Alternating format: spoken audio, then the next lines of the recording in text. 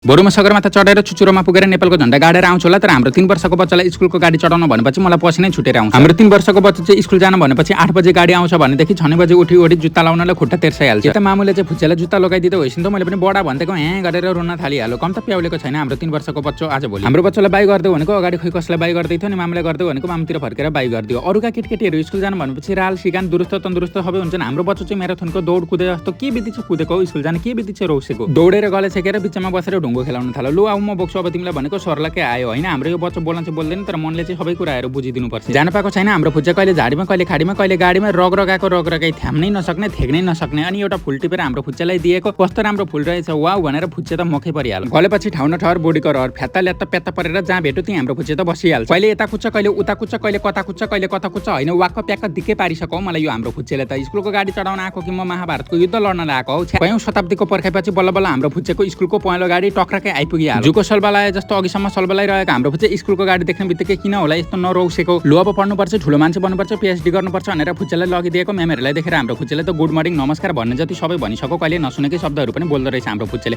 अनि संस्कार त हामीले 3 वर्षको बच्चालाई सिकाउन त सिकाकै हो नि। बच्चाले गाडी चढाइसकेपछि म पनि बाइ बाइ गरेर आफ्नो गन्तव्यतर्फ लम्किए हैन। के बित्ति चाहिँ पसिना आउँछ हाम्रो बच्चालाई गाडी चढाउनको लागि आउँदाखेरि महाभारतको युद्ध लड्दा पनि बरु यति पसिना आउँदैन होला। यता फेरि मसला आन्टी चाहिँ मलाई नदेखाइ सधैँ देखाउँछस् तैँले किन मलाई देखाएको भनेर भन्दै हुन्थ्यो हैन। मसला आन्टीले यो मसला चाहिँ लगेर तरकारीमा परवलमा आलुमा मासुमा हालेर खाँदा मिठो हुन्छ भन्नुहुन्छ। त्यसैको तागतले अहिलेसम्म काम गर्नुहुन्छ अरे के भन्नुभयो। दुनियादारी बच्चोको जिम्मेवारी बिसार आएपछि मलाई चाहिँ भोक लागे जस्तो भयो। भोलि पनि कम गर्दै थियो के रहेछ त हाम्रो घरमा आज भनेर यसो हेरेको भरे काँचो साग बाहेक अरू केही पनि रहन्छ केही पनि पाकेकै रहन्छ हैन। कति बेरसम्म पर्खिनु पर्ने यो खाना पाक्नको लागि म त भोकले मर्नै लागिसके जानै लागिसके प्यात्ता ल्यात्तै परिसके त। संसारकै सबैभन्दा धेरै उत्कृष्ट भ्लग हेरिदिनु भएकोमा सबैलाई धेरै धेरै धन्यवाद। मेरो च्यानललाई पनि सब्स्क्राइब गर्नु होला। ओके बाइ बाइ सबैजनालाई।